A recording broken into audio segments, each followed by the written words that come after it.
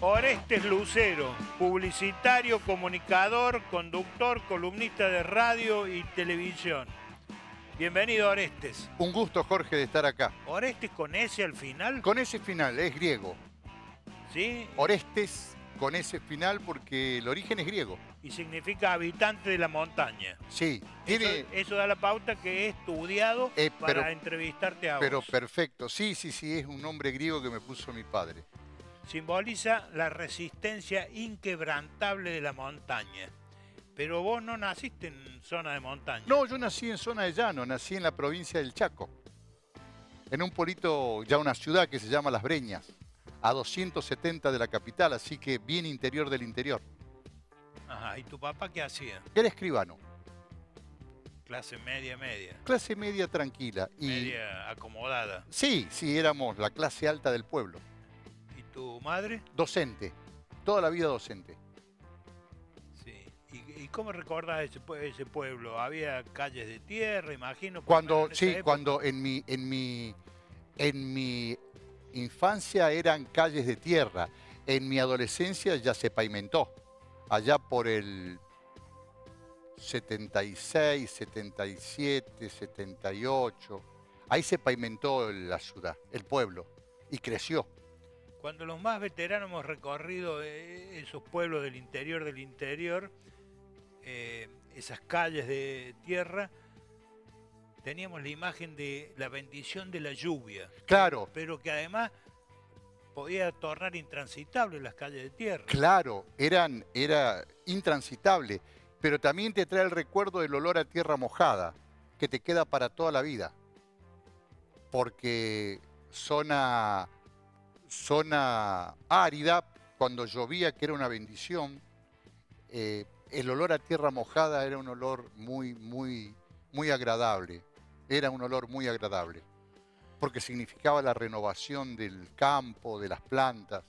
¿Y por qué te fuiste de Las Breñas, provincia de Chaco? Me vine a estudiar a Córdoba. Vine a estudiar abogacía y ciencia de la información. ¿Tus padres se quedaron Se quedaron allá, sí. A los 3 hermanos nos mandaron a Córdoba. Mi hermano mayor estudió agronomía, yo estudié abogacía y ciencia de la información. Dejé abogacía, terminé en la escuelita y mi hermana estudió psicología. ¿Por qué Córdoba y no Buenos Aires? Porque mi viejo había estudiado en Córdoba. Bien. Y porque era más accesible, era más cercano, y supongo que también el prestigio que tenía Córdoba. Córdoba tenía un gran prestigio, sus universidades y su ciudad.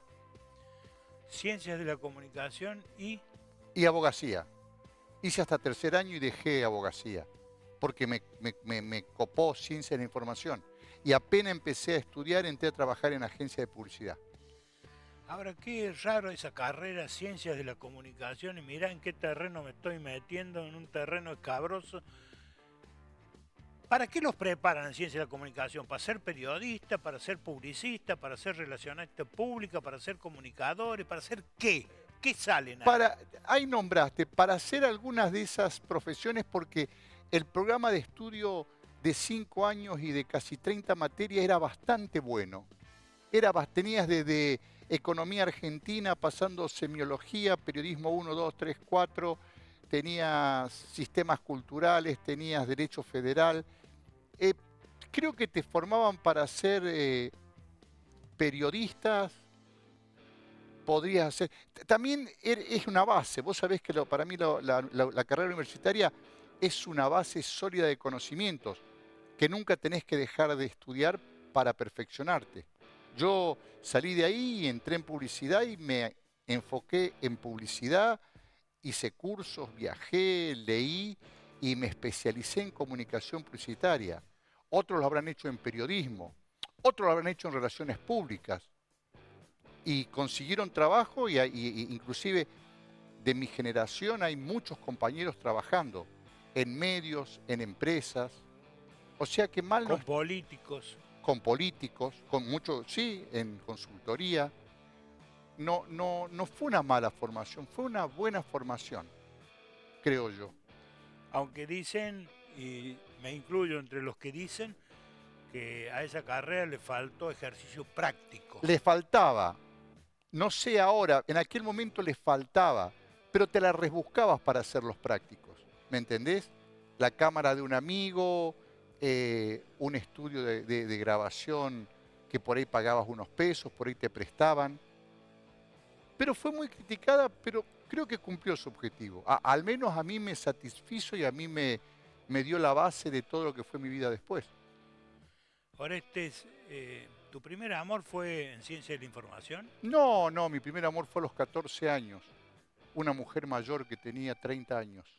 ¿Cómo eso? Sí, una historia que me marcó bien. Ella era bibliotecaria de una cooperativa. Y yo tenía 14 años y yo iba a la cooperativa a la siesta, habría ido a buscar material y ella prácticamente me sedujo a mí. ¿Estás hablando de tu primera relación o de tu primer amor? De mi primera relación sexual, no de mi primer Bien, amor. bien. Yo en ese momento ni sabía qué era el amor, pero una mujer de 29 años me abrió el universo de la pasión, del sexo, con un poquito de amor y para mí fue un aprendizaje excepcional. Y ya instalado como estudiante universitario aquí en Córdoba, Sí. ¿cuál fue ¿Fuiste derecho al casamiento o fuiste pasando por distintas etapas previas? No, no, no, no, no, no. Me casé grande. Me casé a los 30 años por primera vez. Pero tuve muchas novias, o sea, era enamoradizo y me gustaban mucho, me gustan mucho las mujeres. ¿Y con qué seducías? ¿Con la facha? ¿Con la Con la cabeza? sorpresa, con la desesperación por conquistar. Era de hacer locuras entre comillas, eh, una pasión desbordante. O sea, las convencía de que yo era el amor de su vida. Dijiste por primera vez. ¿Quiere decir que hubo otras veces de casamientos? ¿Cuántos casamientos tuviste? 3 veces me casé, con fiesta, con video, con suegro. Tres veces me casé y 3 veces me separé. ¿Por culpa de? ¿O gracias a? No, no, ni por culpa ni gracias, no, no. No tuve separaciones traumáticas. No tuve ningún tipo de separaciones traumáticas. Pero sí dolorosas. Sí, sí, sí, la última fue la más dolorosa, la dolorosa, las anteriores no. Porque siempre dejé hasta la última, hasta el tercero que me dejaron. Y ahí el dolor, el ego, la vanidad, la supuesta traición, me pegó fuerte. Pero tampoco puedo imputarle ningún cargo a la que me abandonó porque tomó el camino que tenía que tomar según lo que sentía. Yo ya hace muchos años no me planteo cómo quiero que sean las cosas. Las cosas son como son. Si sucede, conviene. No, no, porque a veces sucede y no te conviene. Lo que pasa es que he perdido la ilusión de la felicidad. Básicamente porque la felicidad como un concepto total no existe. Entonces he aprendido que hay buenos y malos momentos y que a la vida hay que tomarla como viene, porque es lo más inteligente. A la vida si no la tomás como viene, se transforma en dolorosísima o en complicadísima. Yo soy como un barquito de papel en una tempestad de un mar, que va siendo llevado hasta que se humedezca totalmente y se hunda en el mar. Y ese barquito ha dejado en la vida algunos botecitos, llámese hijos, Tengo una hijas. sola hija que se llama Mía, que tiene 26 años y que vive en Torino hace 3 años. ¿Hace 3 años que no la ves o la ves con frecuencia? No, no, viajo cada 6 meses, cada 8 meses. He ido ya 3 veces a Torino a verla y ella ha venido una vez. En un reportaje te escuché calificar al amor como una ficción. Sí, el amor es una ficción, el amor es casi un milagro. Yo creo que el amor es un milagro, porque el amor, el verdadero amor te pide la entrega total, la paciencia total, el acuerdo total, y en ese pacto de amor hay que ceder mucho de uno. Y los seres humanos no somos de ceder mucho de uno. Creo que el amor es un milagro.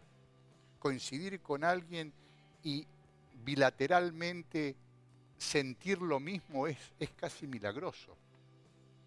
¿No crees que los seres humanos deberíamos luchar para mantener la pareja? Sí, totalmente. Totalmente. Lo que pasa es que eso es lo que deberíamos ser, no lo que hacemos. Nosotros vivimos planteándonos lo que debe ser, pero después son muy pocos los que hacen lo que debería ser. Si no, el mundo no andaría como anda.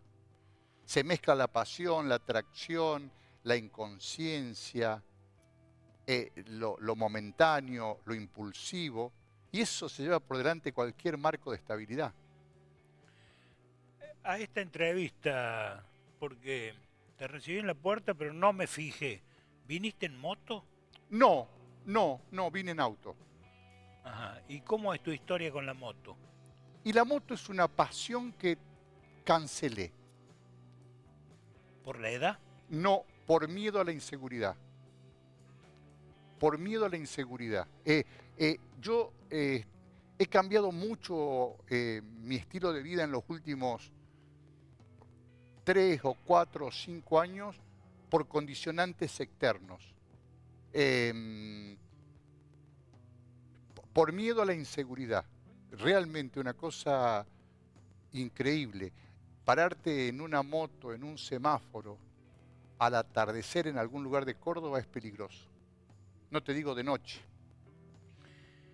Hablando de las pasiones, tu pasión ha sido evidentemente el trabajo. Enseguida vamos a hablar de todo hoy, ¿no? De lo que usted quiera. De política, de Milei, del comunismo, del fascismo, del liberalismo, del autoritarismo. De lo que se nos ocurra vamos a poder hablar porque el invitado lo permite. Pero el trabajo que fue tu pasión, ¿fue una pasión o fue un amor al dinero? Fue una pasión y fue un medio de vida en el que me sentí cómodo y me dio resultados.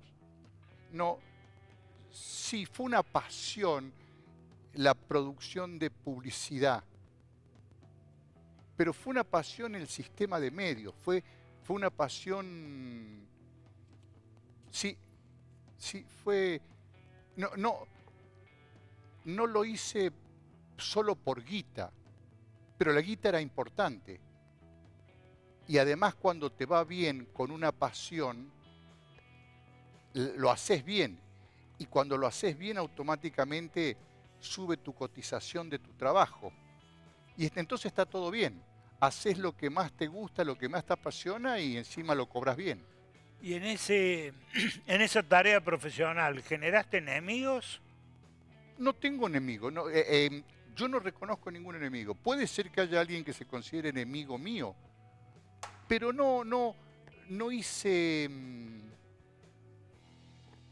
no produje ningún acontecimiento ni comunicacional, ni personal, como para generar un enemigo. No. Habrá gente que no me quiere, habrá gente que no le gusta como soy. Enseguida vamos a volver sobre el tema Oreste, porque hay alguna gente, muy poca, que a raíz de una gestión profesional tuya te ha criticado e incluso ha hablado mal de vos. Sí, pero es lógico. Pero eso es un tema sí, que lo pero tengo para una segunda parte. Me parece bien que se dediquen a mí. Me gusta que se dediquen a mí. Si yo soy motivo de atracción o de crítica de algo, está bárbaro. Te hace bien a tu vanidad. Sí, pero más que a mi vanidad, he despertado en el otro una atención que siempre quise provocar. También dijiste, yo no tengo nada que perder. ¿Qué significa eso? Que no tengo nada que perder. Todo lo que tuve, lo que tengo y lo que tendré es prestado. Yo vine desnudo al mundo y me voy a ir en un cajón, a lo mejor con ropa. O sea, nada de lo que tengo me pertenece. Es prestado. La vida te presta. Te presta una vida, te presta una hija, te presta un amigo, te presta un trabajo. Pero mi paso por el mundo, en la proyección de la historia, no existe, es insignificante. Soy un punto, no sé si soy un punto en la historia. Esto lo digo, es una concepción filosófica. Yo no, a veces creo en Dios, a veces no creo, pero no soy importante ni para mí en el curso de la historia. Entonces, no tengo nada que perder. Estamos hablando con Orestes, con ese final, Lucero, publicitario, comunicador, conductor y columnista de radio y televisión. En ese cajón que será tu destino final, te vas a llevar seguramente el secreto mejor guardado. ¿Cuál es tu secreto mejor guardado, Orestes? Que nadie sabe exactamente nada de mí. ¿Te parece? Sí. Recién es como que ante una pregunta yo sentí que había tocado un punto frágil tuyo. ¿Cuál fue tu mayor dolor? ¿Afectivo o laboral? Y el mayor dolor afectivo fue cuando mi tercera esposa en una charla me comunicó de que se había terminado la historia y que se iba a ir de casa. ¿Cuánto tiempo compartieron? 18 años. Es más, yo le propicié que nos sentemos a charlar porque las cosas no estaban bien. Notaba de que había como un desinterés y que estábamos muy disociados y que como que estaba cada uno en lo suyo. Y me dijo, sentémonos a hablar. Y me dijo, sí, estamos disociados, cada uno está en lo suyo. Y yo me voy. ¿Cómo que te vas? Sí, me voy ya. No sé si me dijo así, se terminó esta historia. Y se fue. ¿No habrá sido demasiado posesivo en tu pareja? ¿Y sabes por qué te lo digo? Porque en esos años de tu pareja nos hemos encontrado decenas, centenas de veces en distintos acontecimientos, lugares. Siempre estabas acompañado de tu esposa, la rubia. Sí, pero no creo haber sido posesivo. Aparte, ella me acompañó de buena gana y disfrutaba mucho todos los eventos y la vida que teníamos, como yo también trataba de acompañarla. No creo que... Aparte, nunca fui celoso. Una cosa que me llama la atención, nunca tuve celos de ninguna pareja. Y posesivo o no. Quizás no le presté toda la atención que ella esperaba, eso puede ser. Quizás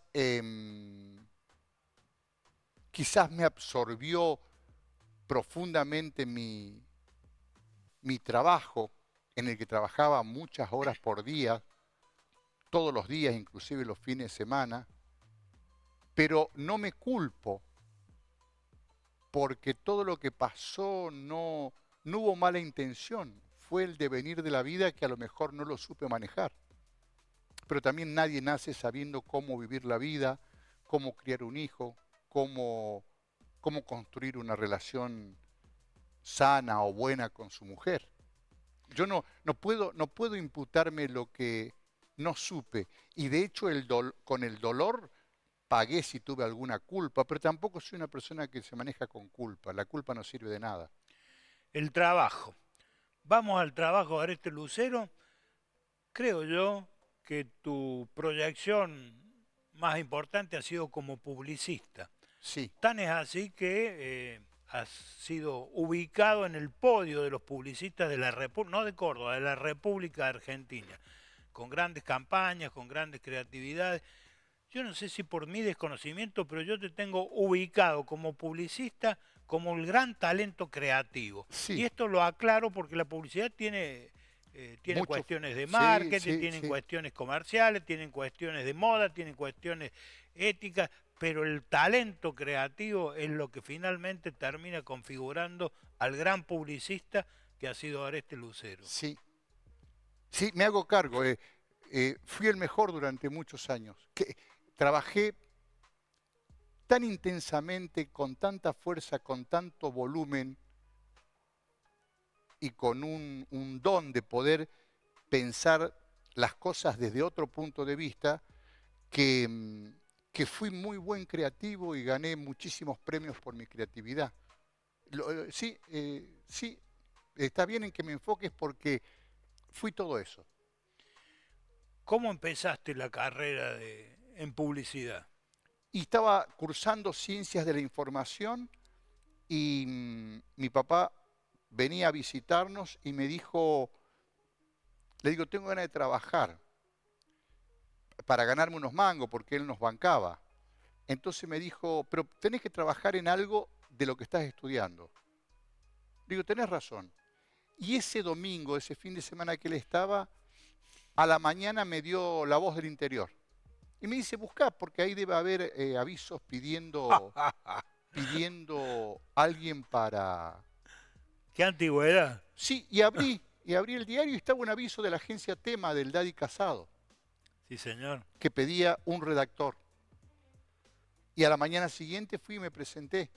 Y me pidieron que haga una campaña. Y yo en comunicación publicitaria, en tercer año de Ciencia de la Información, había estudiado la materia y la había aprobado bien.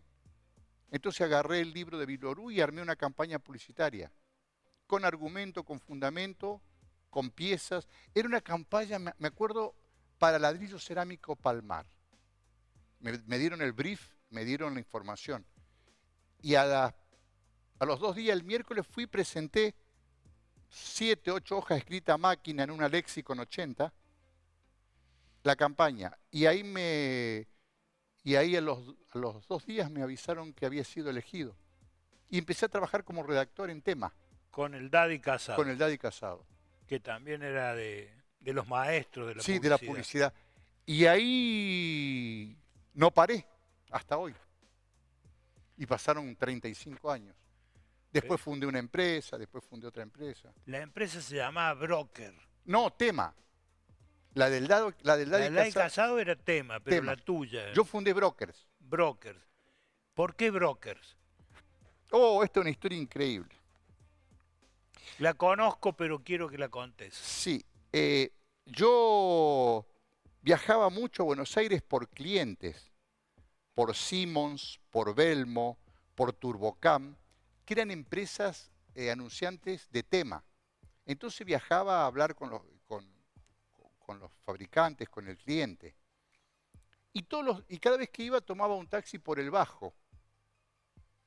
Y veía un cartel, muchos carteles, pero veía un cartel que decía Brokers Inmobiliarios. Es más, te digo la empresa, JL Ramos, Brokers Inmobiliarios. Y miraba ese cartel y me gustó mucho la palabra brokers, cómo sonaba. Entonces busqué, y en inglés quiere decir agente, intermediario, agente, intermediario, brokers. Y cuando vamos a fundar la agencia... ¿Con quién? Con Agustín de la Reta. Agustín me dice, bueno, el nombre. Y le dije, brokers. ¿Por qué? Porque es un sinónimo de agentes, intermediarios, asesores. Y él me dijo, me gusta. Y tomé esa palabra brokers publicitarios. Y ahí comenzó la historia. Pues sabes que cuando todo el mundo cree que audiovisión, todos estos estudios, el equipamiento, los 5.000 metros cuadrados cubiertos de esta productora, una de las más grandes de la Argentina, se hicieron con los programas de televisión. Y la verdad es que no, se hizo con la publicidad. Tan es así que la demostración de esta afirmación es que el primer Telemanía se hizo en estos estudios. En estos estudios, sí, me acuerdo. El primer Pachanga se hizo en estos estudios, el primer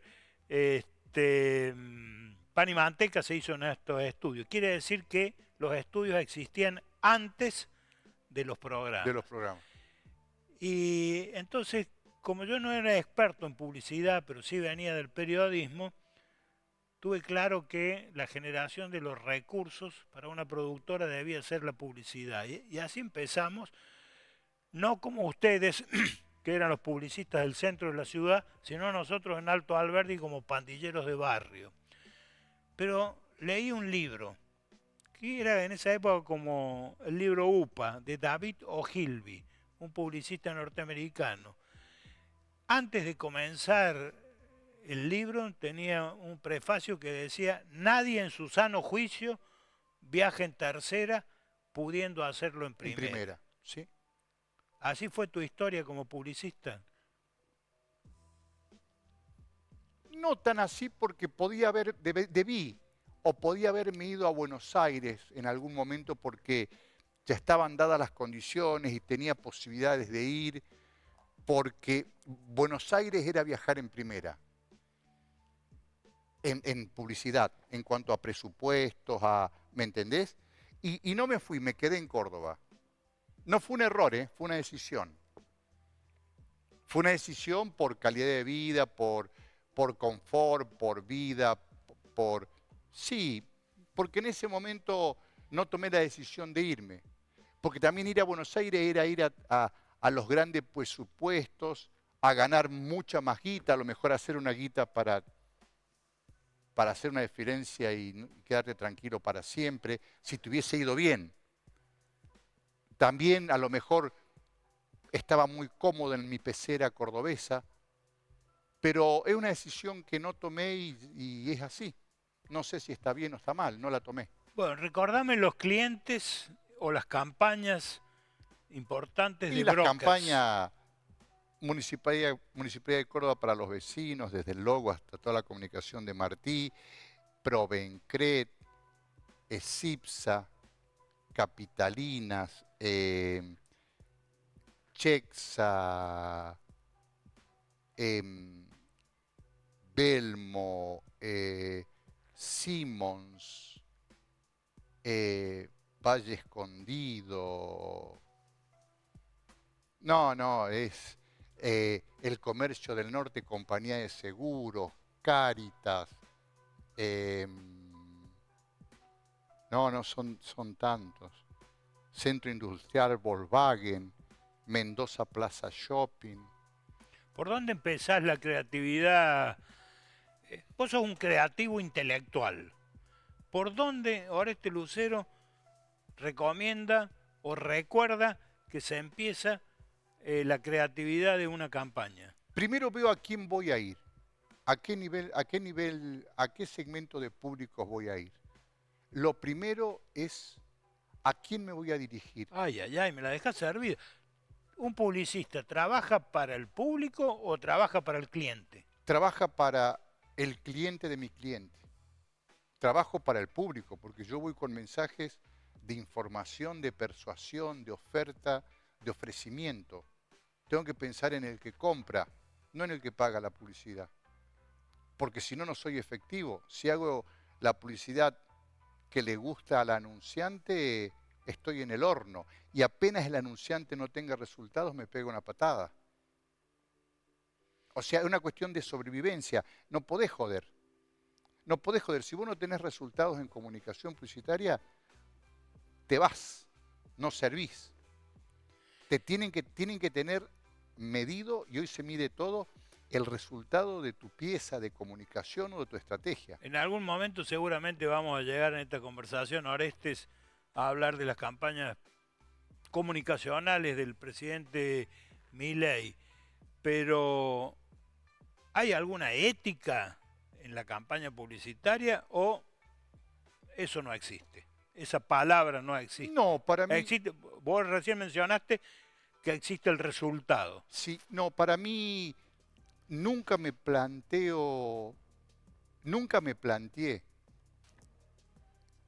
en términos de ético, de moral, de bien o de mal.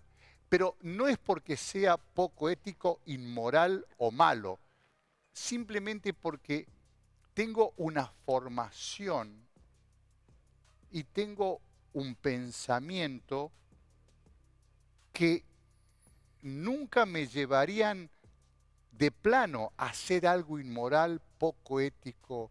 No, tengo claro, aparte porque sé de que al público el escándalo le puede interesar un rato. Está bien, pero permitime que vaya a otra pregunta. ¿Vos trabajarías para un anunciante que aparece en las páginas policiales o judiciales?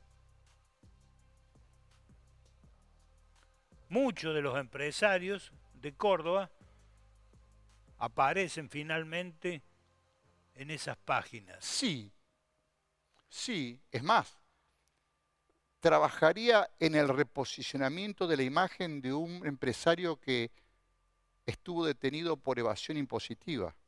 Sí, sí, trabajaría. Como objeto de comunicación, de cambiar en la opinión pública una percepción, sí, trabajaría. No cuestiono ni me planteo eh, el actuar de... No, sí trabajaría. Vos decís, pero qué mal. No, pero trabajaría, soy como un, te diría, como un abogado defensor de un narcotraficante o de un asesino. Mi trabajo es profesional.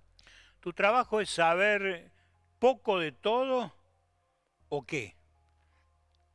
Es saber, no ni poco ni mucho, básicamente es ser curioso, informarse y estar conectado sobre todo lo que viviste, lo que vivís y lo que vamos a vivir.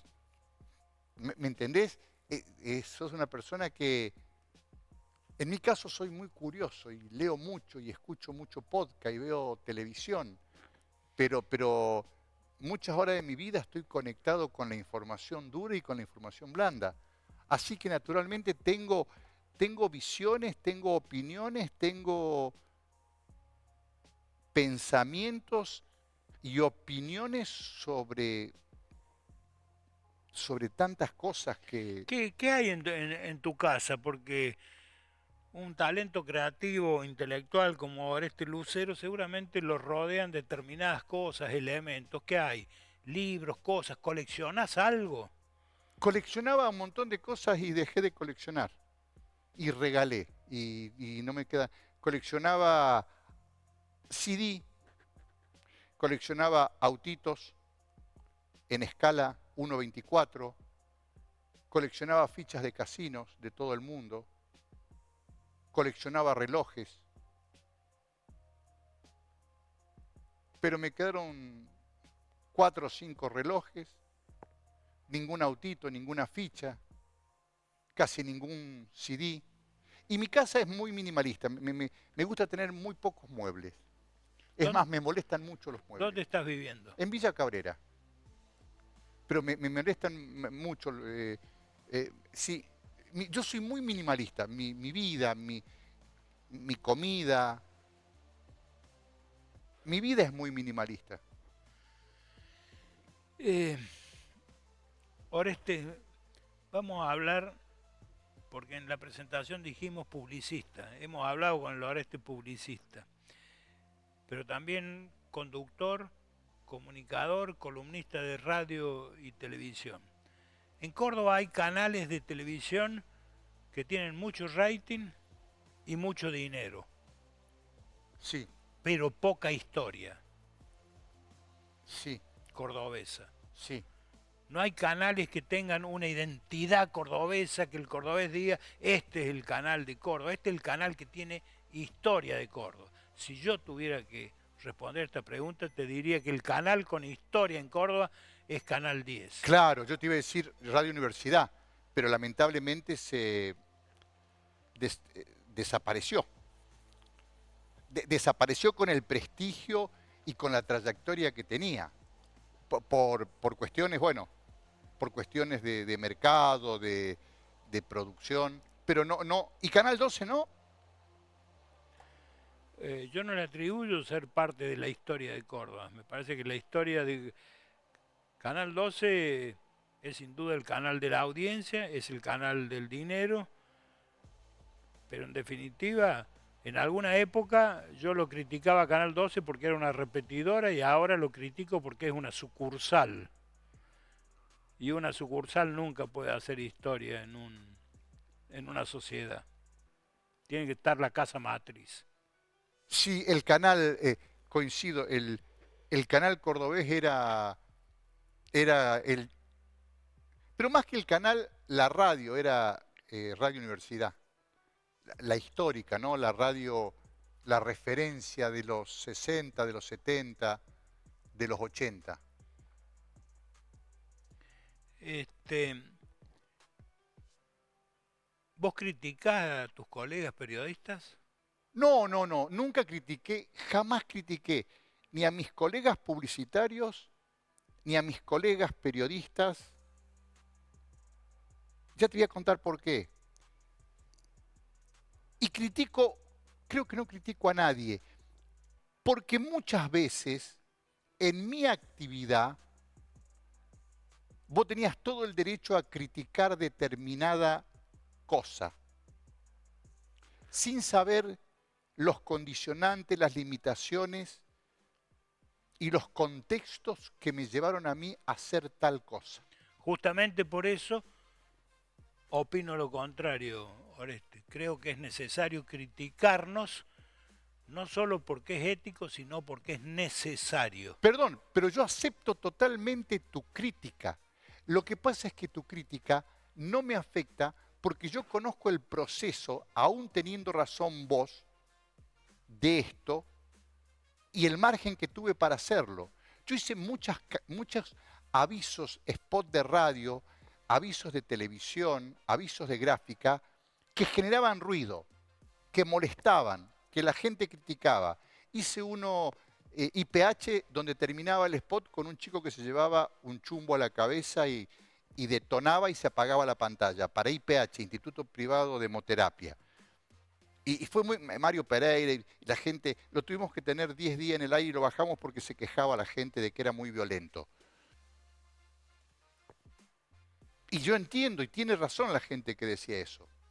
Pero el objetivo de resultado planteado en ese momento por el presupuesto que tenía el anunciante y la necesidad de hacer una pieza de alto impacto que invierta poco para llamar la atención sobre un servicio increíble que era el servicio primado de hemoterapia y la recuperación intraoperatoria de la sangre, que era lo que presentaba el anunciante, satisfizo los resultados, ¿me entendés?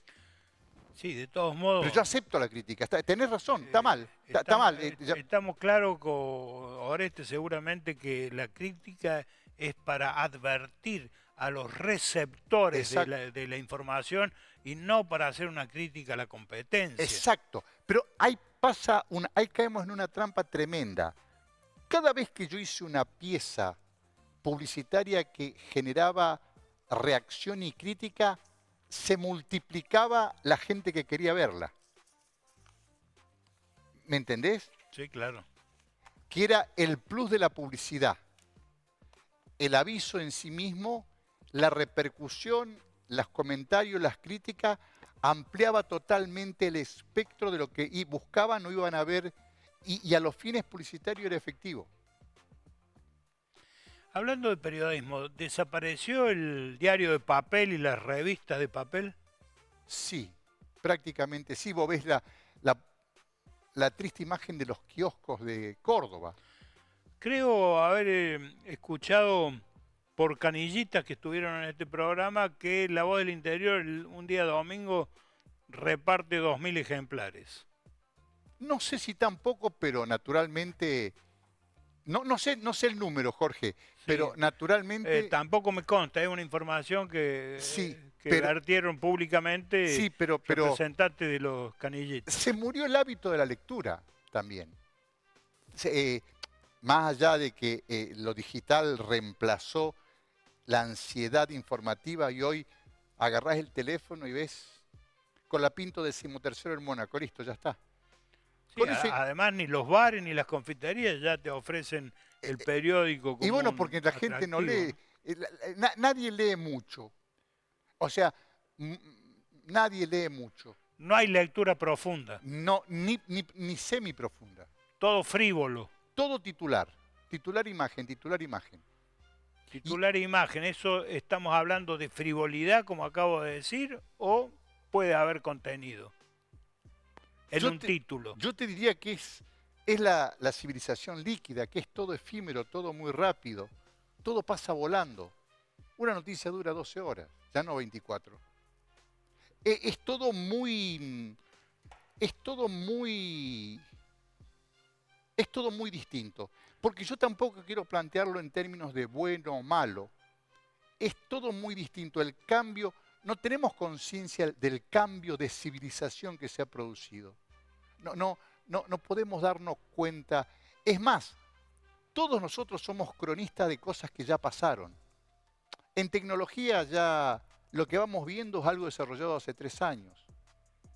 No quiero pensar lo que hoy se está desarrollando en Pero tecnología. sin tener el conocimiento de todo lo que pasa en el mundo, el conocimiento profundo, Oreste, estamos definitivamente fritos. Estamos fritos y de hecho se manifiesta en las elecciones de los ciudadanos en las diferentes actos electorales del mundo.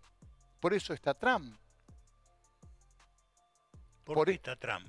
Y está Trump por la profunda ignorancia del norteamericano respecto a las calidades y cualidades del presidente Trump, que es un empresario muy hábil del sector inmobiliario, que se posicionó muy bien, que fabricó muy bien su imagen y que hoy está al frente de Estados Unidos y todo lo que está provocando y produciendo. Estamos viviendo una hiperpolarización. ¿Vos creés que eso se debe a la tremenda, arrolladora penetración que han tenido las redes? Porque me da la impresión que pre-redes no existía esta tremenda hiperpolarización que hay en la sociedad. No creo que sea una cuestión de redes. Creo que ahí nos metemos en un tema harto delicado, que es un tema en el que yo pienso muchas horas por día o por semana. Me permito con un ejemplo muy vulgar y torpe. Alguien que vea este programa, seguramente frente a mi pregunta, me pondrá en las redes viejo forro. Sí, puede ser. Entonces, es como que las redes nos ha llevado a esa hiperpolarización, de ahí viene la consulta. Entonces, no interesa ni el contenido, ni el fundamento, ni la razonabilidad, ni la formación previa, no. Interesa que a esta palabra la descalificás como, o a esta pregunta, en mi caso, viejo forro. Sí. A vos te pondrían, ¿qué dijo el pelado? Sí. Y automáticamente, mira, me permito distender esta conversación con una anécdota personal. Hacíamos telemanías y todos los lunes siempre había algún padre ahí que se quejaba de alguna pregunta, en fin. Entonces Mario Pereira, que manejaba los lunes de toda Córdoba, me llamaba por teléfono y me dice, hay muchas críticas que quiero ponerte al aire por una pregunta que hicieron en Telemanías a los chicos secundarios. Y por mi amistad con Mario, yo le pedía, Mario, por favor, saca todas las críticas con absoluta libertad, pero déjame a mí para el último. Y después que me preguntes a mí, cortalo al tema. ¿Puede ser? Sí. Bueno. Entonces iba la avalancha de críticas respecto de las preguntas que hacíamos en Telemanías y al final me ponía al aire Mario Pereira y yo explicaba las razones y los fundamentos de alguna pregunta que probablemente histórica y ahí se debía terminar. ¿Por qué le pedía yo eso a Mario Pereira? Porque podíamos estar debatiendo sobre el contenido de esa pregunta durante una hora y al final salía una señora que decía, pero ese Zapata cachafaz, listo. Y ahí terminaba todo. Sí. ¿No es cierto? Entonces, una palabra, bueno, eso que existía de algún modo en los medios masivos de comunicación se trasladó con una efectividad espeluznante a las redes, donde toda esta conversación la termina un tipo que nos escriba esos dos pelados. Sí, pero no es... para mí no es importante lo que opina ese tipo y lo que dice. Porque básicamente sé que la gente está totalmente desinformada sobre casi todo. Entonces, si la entidad del emisor yo no la reconozco por su conocimiento, por su pensamiento, no me afecta. Que opine lo que quiera, que vaya con su ignorancia y con su opinión de mí a donde vaya, no queda en él. Ni reacciono, ni contesto, ni me afecta. Pero la información que circula por las redes generalmente no tiene fuentes y por lo tanto puede circular cualquier mentira. Cualquier cosa. Pero es más, el gran problema para mí hoy de las redes es que, y de Internet y de las plataformas es que ya no sabes qué es real y qué no es real. Hablo de información dura. Hoy, es más, ChatGPT. Yo le pregunté quién era yo y me hizo toda una descripción, pero equivocado. Me hacían, como decía un publicitario mendocino, y le preguntaba qué y dijo, Oreste Lucero falleció en el 2020. Entonces al chat le digo, no, yo tengo el chat GPT básico, no el que cuesta $200, que permanentemente laburo y permanentemente va corrigiendo y diciéndome que va a corregir la información que yo tengo precisa sobre algunas cosas. Entonces alguien que vio que me buscaba piensa que me morí en el 2020. Ahora ya no, porque ya la corregí, ¿me entendés? Pero Pero a la gente en las redes, Orestes, no le interesa dialogar y mucho menos pensar. no, la gente, Solo le importa tener razón. no, la gente necesita, por eso la grieta. Lee, escribe y se informa para ratificar lo que piensa. Es como los programas de televisión. Vos ves La Nación, o ves América, o ves El 9, o ves, no sé, C5N, y los conductores, el discurso, la línea ideológica, es definitivamente pro y contra, a favor de alguien y en contra. Y sus audiencias lo ven para ratificar su pensamiento, no para expandir su mente o ver una pregunta o otra idea. No, lo ven para ratificar que lo que dice Zapata es lo mismo que yo pienso. ¿Qué ves vos? ¿TN o C5N? No veo, no veo ninguno, no me quedo en ninguno. Veo informativos, estoy viendo más C5N que otra cosa hoy, pero algunos programas. Sin lugar para los débiles, por ahí veo Argenzuela, La Nación, lo veo a Paulino Rodríguez a la tarde, en América veo algún informativo, Crónica no veo nada, Canal 26 veo mucho resumen internacional, pero en un sapeo rápido. No me quedo a Qué ver. curioso que no hayas nombrado a ningún periodista televisivo de Córdoba. Es que no veo casi televisión de Córdoba. Qué tremendo, ¿no? Por ahí veo Canal 8, el noticiero de las 20, para ver qué pasó en la ciudad durante el día.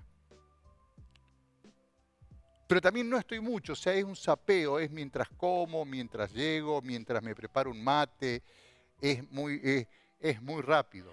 ¿Qué opinás de un lagarto como sucesor del influencer que fue Mario Pereira en la sociedad cordobesa?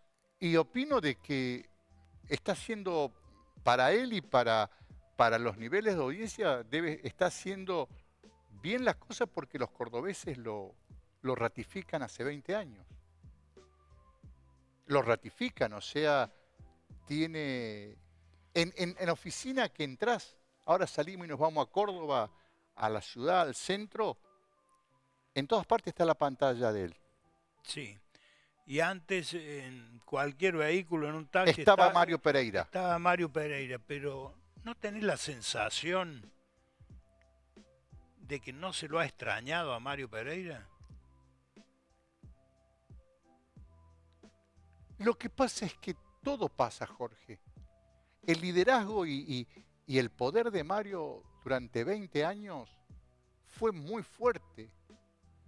Cristina la eligieron con el 56% y hoy está viendo si es candidata a senadora o a diputada. Las cosas van pasando, van cayendo. Hay un recambio notable. Como Mario, no se lo extrañó a Mario, pero también porque cambió el universo mediático. Mario, no quiero decir que se muere justo, pero hoy está todo en el celular. Hoy, ¿quién escucha radio? Más 60. ¿Vos sabías que la edad promedio del consumidor de televisión por aire es 72 años? La edad promedio del consumidor de televisión por aire es 72 años. ¿Puedes repetirlo por tercera vez? La edad promedio del consumidor de televisión por aire es 72 años. O sea que menos 60, menos 40 no ven televisión por aire. Un punto de rating en la ciudad de Córdoba equivale más o menos a 6, 7 mil personas. El promedio de un canal importante de Córdoba, el promedio, está alrededor de los 3 puntos de rating. O sea, que promedio de un canal importante de audiencia en la ciudad de Córdoba son 18.000 personas. Sí. Cualquiera de los virales que surjan de esta entrevista va a tener por lo menos 30, 40.000 visualizaciones. Mirá vos. Cada uno de los virales, que seguramente vos nos estás generando unos 30, 40 virales. O sea que de esta entrevista puede haber 800, 900.000 visualizaciones. Mirá vos, sí. De mínima, ¿no? Por eso yo te digo... Y además permanece en el tiempo, sí. Porque seguramente muchas de estas segmentos de esta conversación se siguen viendo de por vida. Sí, yo por eso te digo, hay un cambio que ni yo me doy cuenta de civilización, no digo valores, que es una palabra usada, ¿no? Un cambio de relación, de vínculos, de hábitos, de consumos, fenomenal. Y decimos, ¿qué pasa? Y si te pones a ver, ha pasado, ha cambiado. La pandemia, por ejemplo, fue determinante en nuestras vidas y nadie habla del impacto de la pandemia en nuestras vidas. Después, la pobreza y la decadencia económica de la Argentina nos está condicionando de una manera tremenda. La falta de respuestas del sistema democrático, y esto no quiero sonar como facho, la democracia está amenazada, está en peligro, está en riesgo, está muy débil, porque los ganadores de la política a través del sistema democrático en los últimos 40 años no solucionaron ningún problema de la gente, aquí y en el mundo. Entonces la gente cansada de un sistema que lleva a elegir a un montón de tipos que no solucionaron problemas, empiezan a escuchar los cantos de sirena de cualquier loco que se pone a prometer cosas. Fíjate, estás hablando de la democracia. En décadas de democracia que llevamos en esta etapa en la Argentina, en todo el país no se abrió un solo canal de televisión abierta. Sí. Qué dato, ¿no? Sí. ¿Qué dato? La Constitución argentina incorporó en su reforma el Pacto de San José de Costa Rica, que dice que de ningún modo él o los estados deben impedir el desarrollo de medios de comunicación y tampoco impedir el derecho a la información.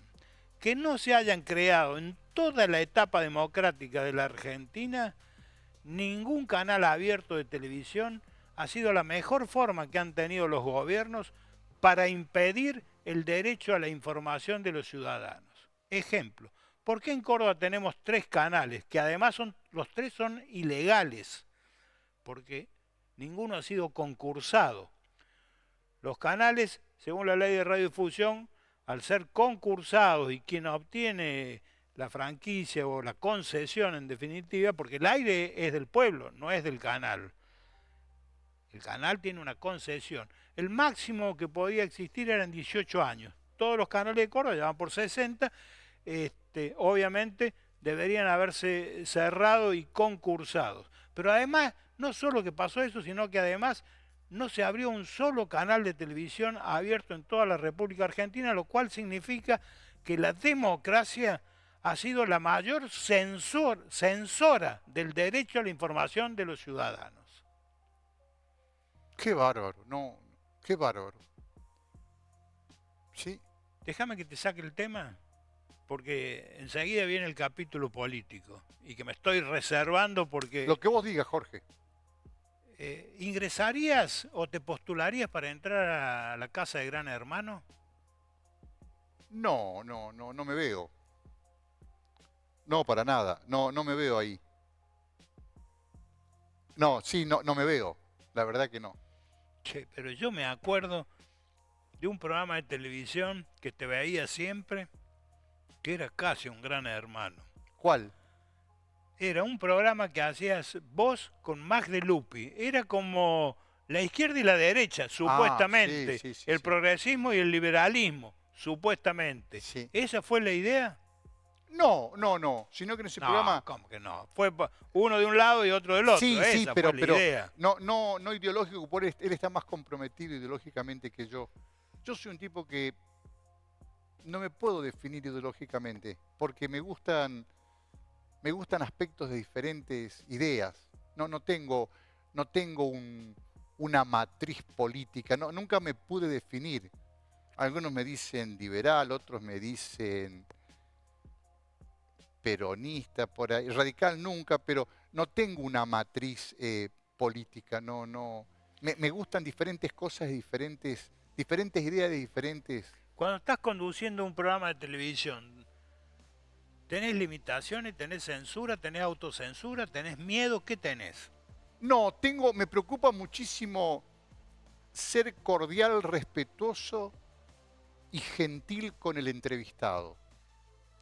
Para eso trato primero de leer... Pero ahí me estás mostrando una contradicción respecto de tu carrera como publicista, donde me dijiste que trabajás para el público. Claro, lo que pasa es que yo me desdoblo.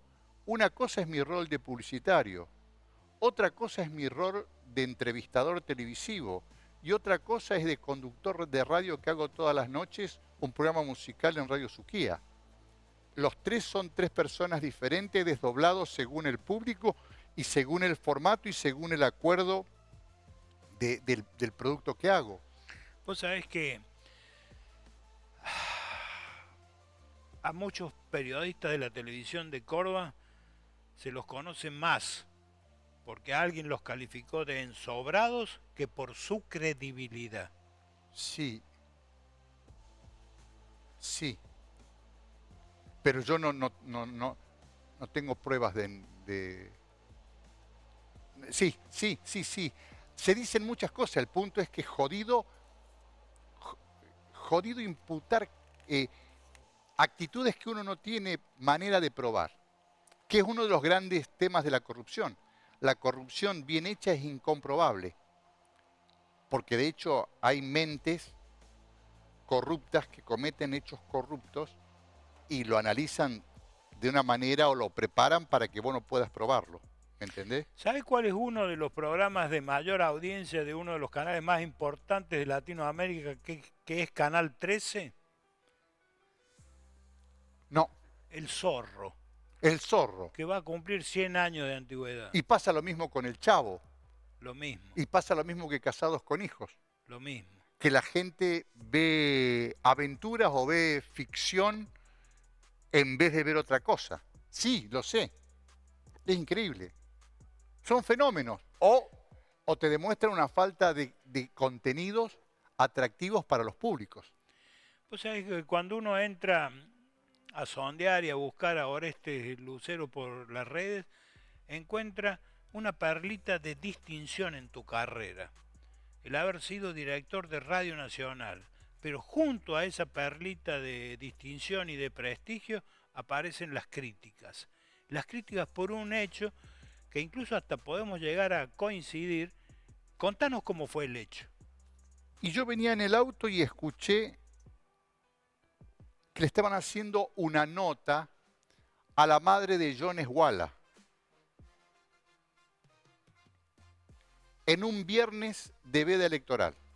En Radio Nacional Córdoba, que vos dirigías. Sí, yo era director de Radio Nacional Córdoba y viernes de veda electoral, eran ya las 10:30, 11 de la mañana, y le estaban haciendo una nota a Jones Wallace, en pleno, en el momento exacto del raro clima político por la desaparición de Maldonado, que aparece esa tarde, ¿te acordás? Sí, sí, claro.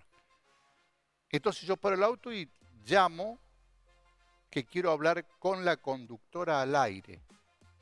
Y me dicen, ¿él está haciendo un reportaje? Sí, me quedo a esperar que termine el reportaje. Termina el reportaje, porque decían que era censura. Termina el reportaje y ahí me conecta.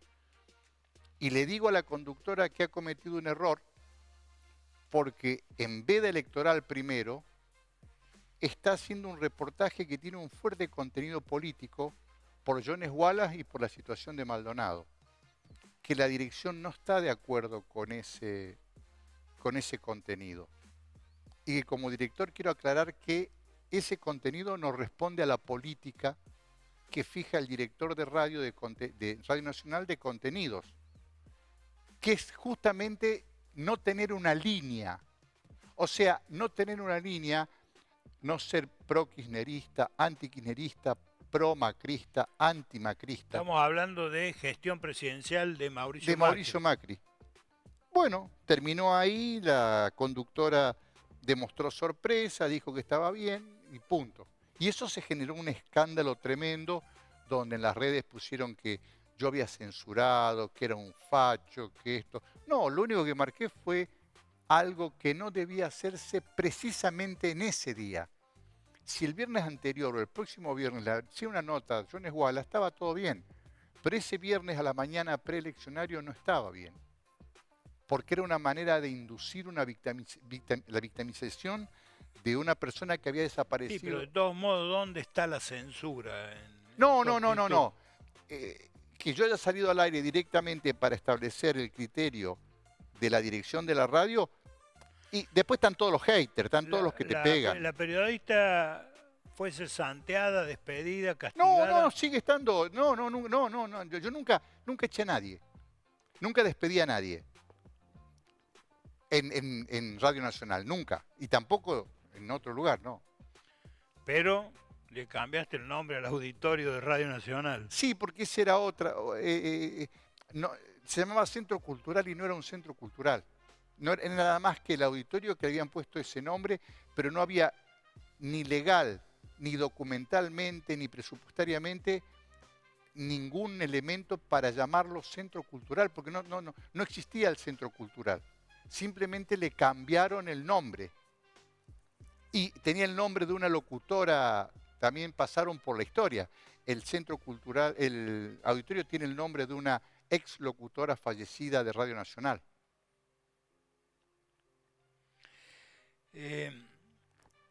Tengo una frase de un informe que hicimos hace mucho tiempo sobre la televisión de Córdoba, que me permito compartirla contigo. Oíd canales de la televisión de Córdoba, oíd el grito desgarrado de este pueblo, oíd el clamor por verdad y compromiso periodístico, noticieros acartonados y pasteurizados, miedo, y los libres de pensamiento respondemos al gran cambio televisivo, salud. Que la televisión de Córdoba esté casi desaparecida en los 3 canales, ¿es porque no entendió el cambio o porque simplemente el devenir de la historia y de la tecnología lo está provocando? No, porque creo que el devenir, porque los canales tienen una zona de confort, o no, porque algunos están, vienen con una lógica de facturación y producción que les sigue resultando positiva. Entonces, esa zona de confort, de sobrevivencia, por más que cada vez es más ajustada. Pero si no fuera por la pauta oficial, los 3 canales de Córdoba desaparecen. Pero tienen la pauta oficial. Mientras la tengan, aparte porque también hay un gran deterioro de la pauta comercial. o sea, Privada. privada. Se ha caído, no hay casi pauta publicitaria privada, porque la publicidad en televisión o en medios tradicionales, ha dejado de ser eficiente en favor de las redes o de Internet. Entonces está como en un statu quo consolidado y detenido. Bueno, vamos a hablar de política. Sí, ¿Qué es el poder? es magia. Es lo más fascinante que hay. ¿Es ¿Es un mago o es un monstruo? un qué me dijiste? ¿Un mago o un monstruo? Es un mago y es un monstruo. El poder es lo más ambicionado por... ¿Sabes por qué te hice esta pregunta? Sí, Porque alguna vez te escuché una respuesta. Dijiste vos, Oreste Lucero, que el poder es la ausencia total de amor. sí, es magia, exacto, es poder. Con poder, por eso van todo atrás del poder y por eso el poder es tan seductor. El poder te vuelve alto, bello, de ojos celestes. El poder te vuelve talentoso, genial. El poder, por eso es la búsqueda, porque es la posibilidad de tener todo a tus pies. ¿Alguna vez tuviste ojos claros, una gran cabellera, alto y hermoso? 4 veces. Sí, tuve varias veces. 4 veces en tu vida profesional fuiste hermoso, alto, con cabellera y ojos claros. Sí, tuve. No tuve poder, pero estuve muy cerca del poder. Y cuando estás cerca del poder, tenés los beneficios del poderoso que está al lado tuyo. Y ahí ves, es muy lindo no confundirse y ver cómo funcionan los entornos de los poderosos. Y siempre es lo mismo, siempre hay una indignidad, una sumisión, una predisposición de los entornos hacia el poderoso. Lo ves visualmente y te das cuenta de la atracción que genera el poder. De todas las funciones públicas, quizás la más recordada tuya, por lo menos acá entre los comprovincianos cordobeses, fue la Subsecretaría de Cultura, así se llamaba, de la Municipalidad de Córdoba. Sí, pero esa fue la menor. La brava menor. fue la Secretaría de Gobierno. La Secretaría fue la Secretaría de Gobierno, pero la de Cultura fue Sí, lindo. una batallada Sí, gestión, ¿no? Sí, pero fue lindo porque entré en un estado muy, muy difícil de deuda, de falta de programación, y pude pagar la deuda, pude hacer alguna programación con las embajadas, bien. Pero no pudiste dejar de lado tu creatividad publicitaria y siendo subsecretario de Cultura de la Municipalidad de Córdoba, pusiste un cartel con una banana. Bueno, ahí te voy a contar, ahí está el impacto de una idea disruptiva. Porque sí, quedó en la historia el tema de la banana y del cartel, pero la historia es así. Yo asumo, y se le debía a los cuerpos estables 740.000 pesos.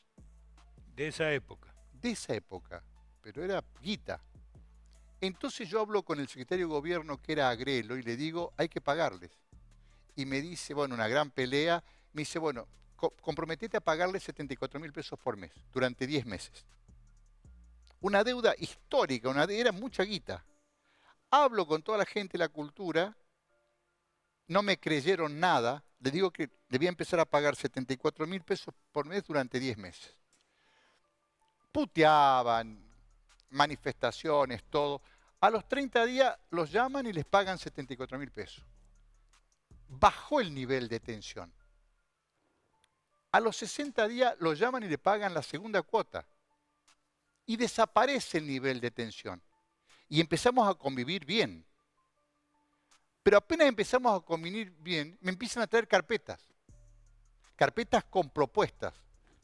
Hacer tal evento, tal evento, tal evento. Todos eventos que costaban entre 50 y 150.000 pesos.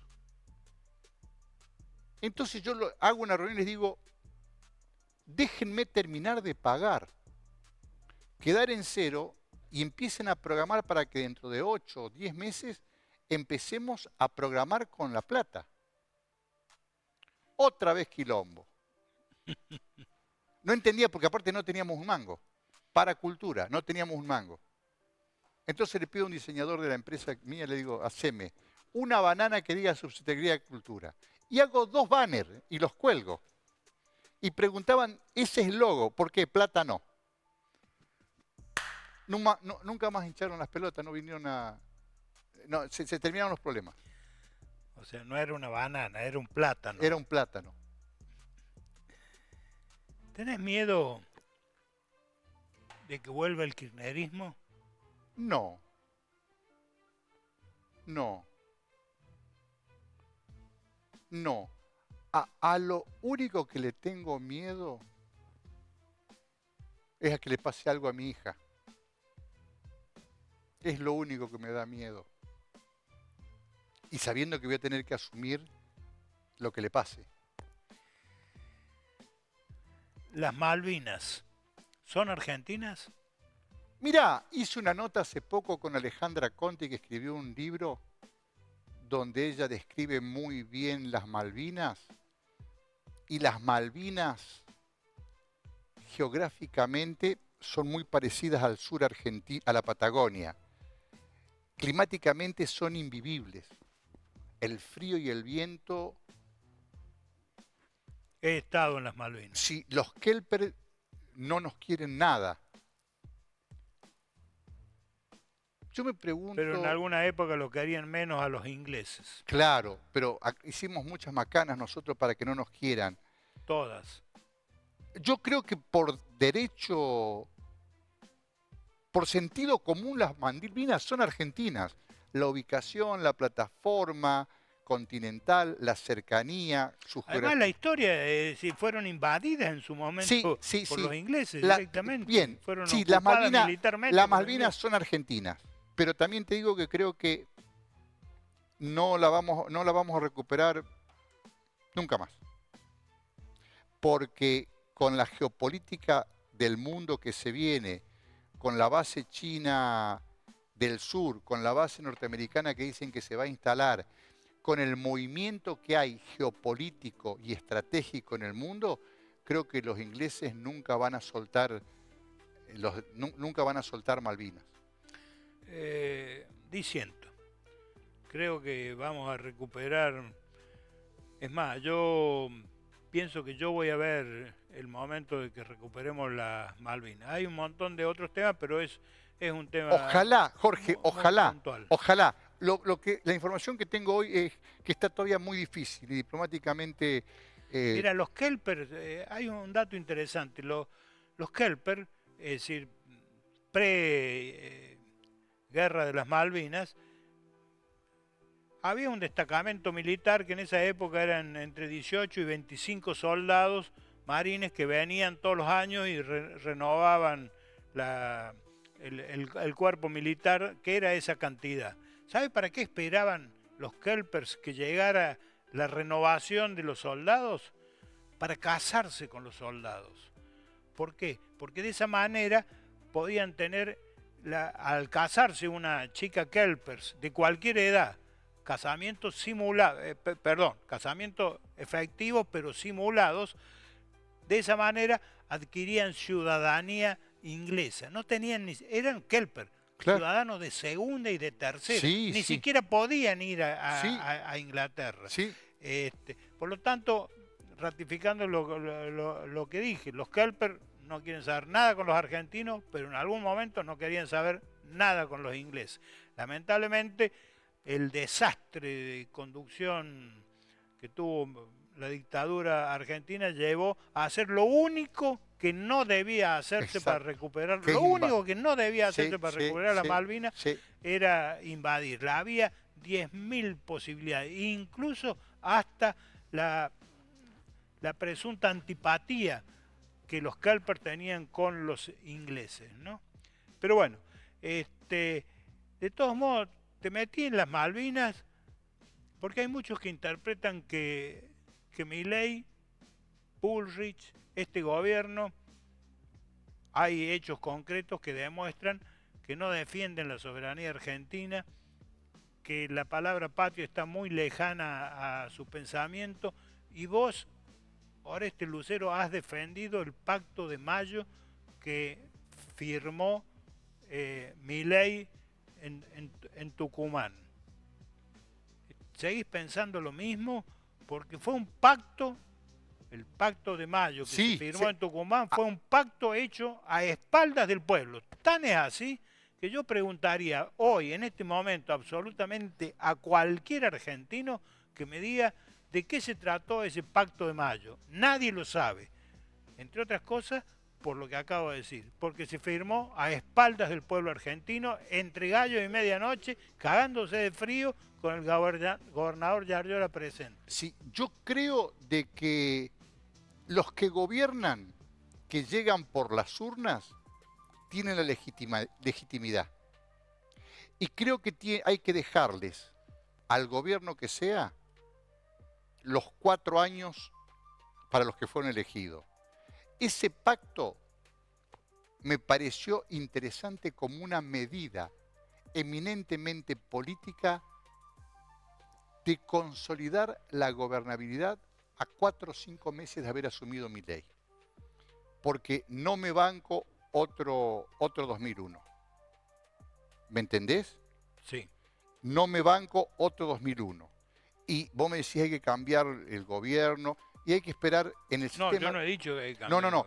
En el sistema democrático hay que esperar los 4 años para cambiar un gobierno. Y en aquel inicio de Milei, que era un salto al vacío, que ni sabíamos dónde íbamos, a mí me parecía que era una medida de gobernabilidad, de estabilidad, de fabricar un poco de músculo político para empezar a decidir. Por eso estuve de acuerdo. Y hablando de Milei, no podemos dejar, Orestes, de compararlo a Milei con Menem. Menem tenía algunas sus patillas, a veces se ponía pantalones de cuero blanco, botas, algún vestuario estridente, y vos comentaste en algún momento que Menem estaba ejerciendo la identificación, o que Menem te había dicho a vos que eso le permitía a un presidente una identificación como presidente por encima del común de los mortales. Sí, comunicaba. Él comunicaba con su look, con sus gestos, con su forma de ser. Como también lo hace Milei. Milei lo hace con la campera, con los pantalones con bolsillos. Son elementos de comunicación simbólica. La motosierra. La motosierra es un símbolo de comunicación. Es un símbolo de terror. Sí, pero que le fue eficiente y efectivo en términos de comunicación. La gente incorporó la motosierra sin darse cuenta de lo que es exactamente una motosierra, o dándose cuenta y aceptándola. Son elementos, es cómo se construye toda la imagen de un presidente o de un gobierno. Es parte del relato, Jorge, también. Sí, sí. Hablando de imagen, como publicista, como comunicador, como creativo, ¿qué imaginás de cómo sería hoy la imagen de Cristina Fernández de Kirchner si la hubieran asesinado? Y ya la sociedad estaría fraccionada por la mitad y la mitad empezaría a construir una percepción como la de Eva y la otra mitad una concepción totalmente diferente. ¿Me entendés? Sí. Hubiese pasado definitivamente a la historia argentina como uno de los mitos, de las referencias iconográficas de nuestra historia. Cristina asesinada en aquel intento. Sí, hubiese entrado definitivamente al salón de las glorias argentinas, adorada, y la gente con la muerte se conmueve y tendría mejor imagen que viva. Mejor imagen, sí. La muerte te pone en otro plano. Y ella con su propia historia política, que es muy grosa, muy importante. Alguna vez, Orestes, en un tema de geopolítica expresé que las guerras en el mundo son provocadas por los hombres. Y los hombres luchan en política por lograr tres cosas: el prestigio, el dinero y el poder. Pero el peor error que puede cometer un político o un estadista es pretender tener las tres cosas. Sí. En el caso de Cristina, y podríamos transpolarlo a casi todos los políticos, yo alguna vez lo daba de ejemplo aquí con nuestros gobernadores, vos agarrás a Angelo, decís, bueno, tenía poder, tenía prestigio, quiso tener dinero y terminó al banquillo de los acusados. Cristina tuvo y tiene poder y tiene prestigio político. Si fuera pobre, sería otra Cristina, ¿no? No lo sé. Esta pregunta no lo sé porque no sé si la gente por un lado valora al que tiene dinero y por otro lado no le gusta el que tiene dinero porque considera que el que tiene dinero lo logró de mala manera. En la Argentina tener dinero por un lado es admirable y por otro lado es cuestionable. En la sociedad, ¿no? No lo sé. Quiero introducir un término que es el término Cleptocracia. cleptocracia, gobierno de los ladrones. Sí, ¿La democracia argentina es una cleptocracia desde hace tiempo? desde hace mucho tiempo. Sí, desde hace mucho tiempo. Pero no solamente cleptocracia. Yo no diría que es una casta. Todos viven muy bien, así no roben. Eh, todos viven muy bien. Sus lugares, sus sueldos, sus familias colocadas en el Estado, los pasajes. O sea, la clase política vive muy diferente a cómo vivimos nosotros, la gente común. Todos hablamos frente a esto, frente a la corrupción, hablamos de valores. Pero ¿qué valores? ¿Cuáles son a tu criterio los valores? Porque tenemos valores culturales, valores ideológicos Ya no hay también. valores, Jorge. ¿No hay valores? No hay valores. Pero que un niño vaya al jardín de infantes, luego a la primaria, al secundario y pueda hacer una carrera terciaria, eso es un valor. Sí, pero eso está seriamente comprometido, porque ese niño tiene que alimentarse bien, ese niño tiene que tener seguridad, ese niño tiene que tener acceso a buenos programas de estudio. Y hoy los programas de estudio no se cambian hace 40 años. Hay una revolución del conocimiento y los pibes siguen estudiando con los programas de hace 40 años, inclusive en la universidad.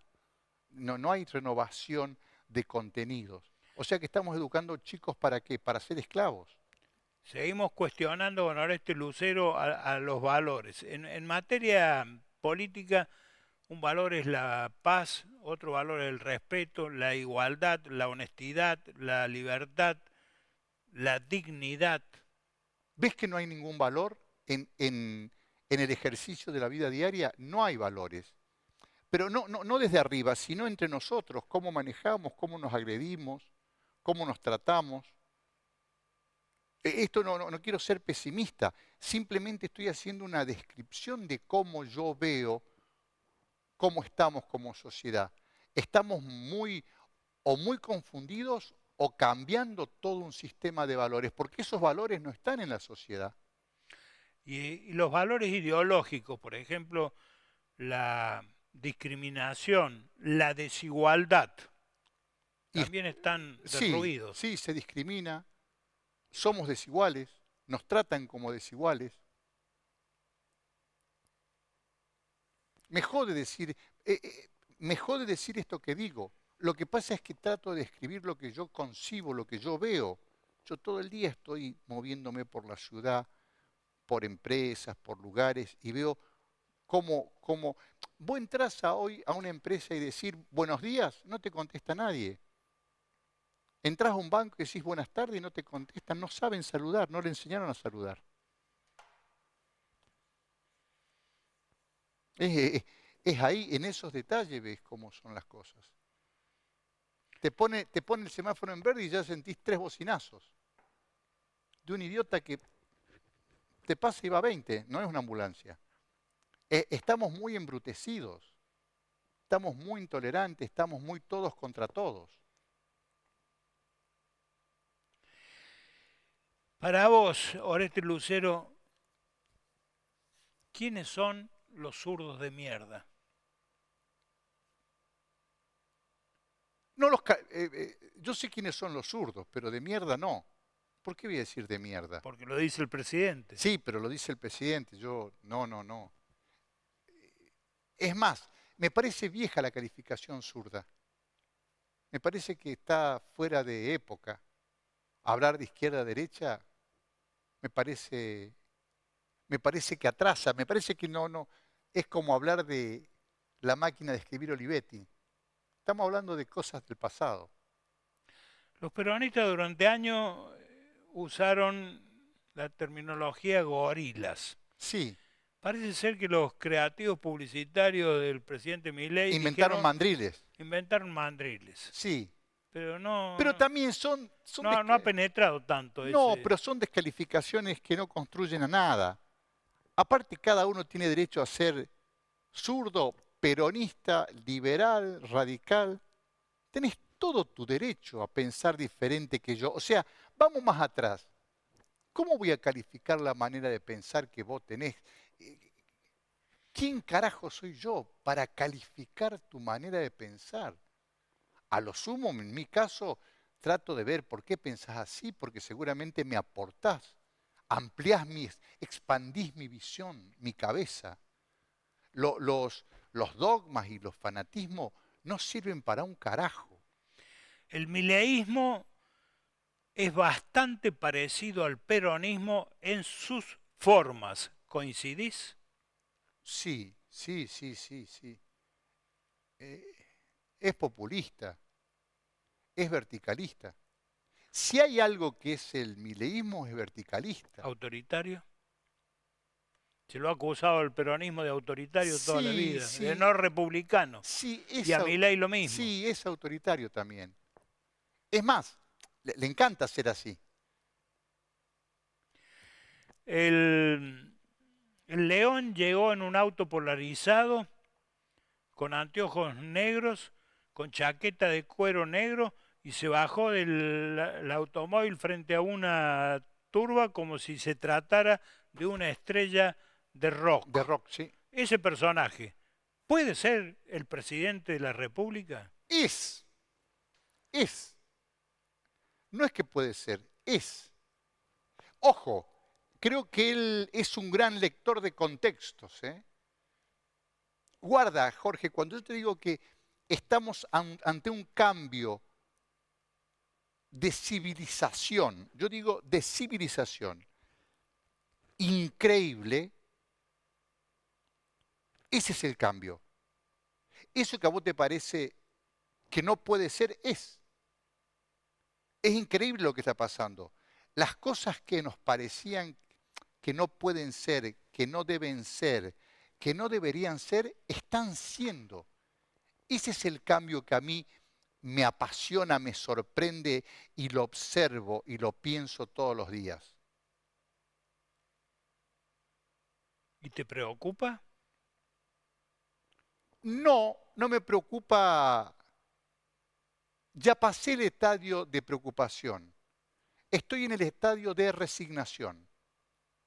Porque lo que concibo a corto y mediano plazo es algo que yo defino hipercaos. ¿Hiper? Hipercaos. Yo veo que nos vamos acercando despaciosamente a un hipercaos. Mira lo que te voy a decir. No deja de sorprenderme que los países más ricos de este siglo al menos, más viables económicamente y que van sacando gente de la pobreza, sean países con regímenes autoritarios. China, Corea, Singapur, India. Vietnam. Vietnam. Entonces pienso, si los gobiernos autoritarios, sin libertades y sin derechos, Podés tomar un vasito de agua antes de seguir con lo que vas a decir, ¿eh? sí, sí, logran resultados económicos tan eficientes, y a la vez los sistemas democráticos, donde la dirigencia política lo único que hace es endeudar y tener déficit fiscal en sus países, yo estoy viendo de que el camino hacia el futuro, por sobrevivencia económica y generación de riqueza, la historia me dice que va a ser autoritaria. No estoy cuestionando la democracia. Estoy haciendo una descripción de cómo los regímenes autoritarios son eficientes económicamente y cómo los regímenes democráticos son deficitarios económicamente. Entonces me pongo a pensar que me acerco a un hipercaos. Un hipercaos donde todo el sistema de pensamiento democrático, republicano, de derechos humanos, de inclusión, de igualdad, de libertades civiles, de derechos civiles, puede ser amenazado. Porque la salida económica que están buscando los países no está en los sistemas democráticos, están en los sistemas autoritarios. Esto es perturbador. ¿Me entendés el planteamiento que hago? Y es descriptivo. Y hay una amenaza muy grande sobre la democracia. Y que me preocupa que se manifiesta ahora cuando cada vez ves que más gente se desinteresa y más gente no va a votar. Estoy hablando de lo que está pasando. No quiero ser un cronista de lo que ya pasó. Está pasando en este momento. Tenemos que estar alertas, tenemos que pensarlos. Todos los regímenes autoritarios a los que vos te referís que hoy están significando el progreso, incluso el progreso económico y el progreso del capital en el planeta, tienen un tinte socialista. En el caso de los chinos, ellos reniegan del sujeto individual y basado en las ideas de Confucio, entienden que el individuo forma parte de un engranaje. Sí. Por lo tanto, el chino nunca lo va a encontrar individual. Las empresas más importantes del planeta hoy son chinas. El 51% de las acciones de todas las empresas chinas son del Estado. Y el chino forma parte de ese engranaje. Y acá el proceso que estamos viviendo en Argentina con este gobierno pareciera llevarnos a un hiperindividualismo. Y eso me lleva a preguntarte una cosa. ¿Idolatrás la acumulación de capital como el caso de Elon Musk? No, no. No idolatro para nada. Ni Mark Zuckerberg, no. La acumulación de capital en ese volumen me parece más detestable que admirable por la asimetría. No es lógico que una persona tenga 200.000 millones. No es lógico. No tiene lógica. ¿Milei te parece inteligente? Sí, me parece inteligente. Sí, me parece inteligente. Vamos, porque necesito que me tires unos cuantos virales para el cierre. Sí. Luis Juez. Y puede ser el próximo gobernador de Córdoba, tal vez. Rodrigo de Loredo. Un legislador digno que en minoría trata de trabajar y presentar proyectos de un opositor. Tu amigo Germán Camerat. Un amigo. El gobernador Martín Yarlora.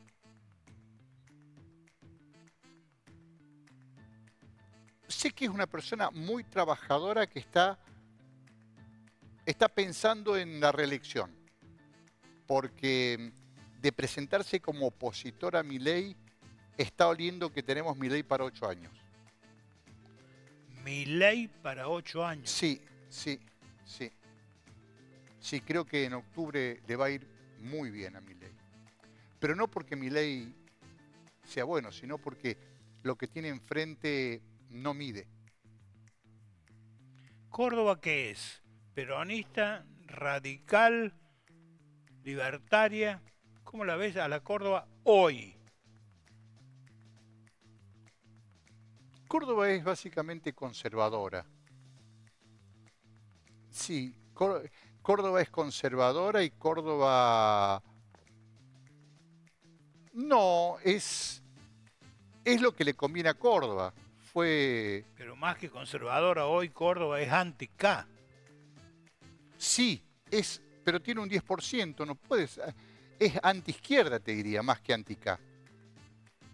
Pero si a Córdoba le convendría el kirchnerismo, votaría el kirchnerismo.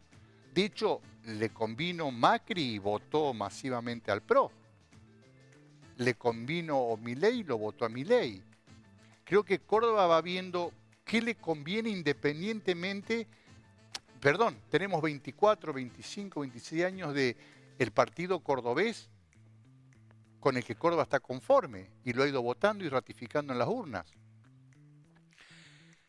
Cierro con el agradecimiento porque te has prestado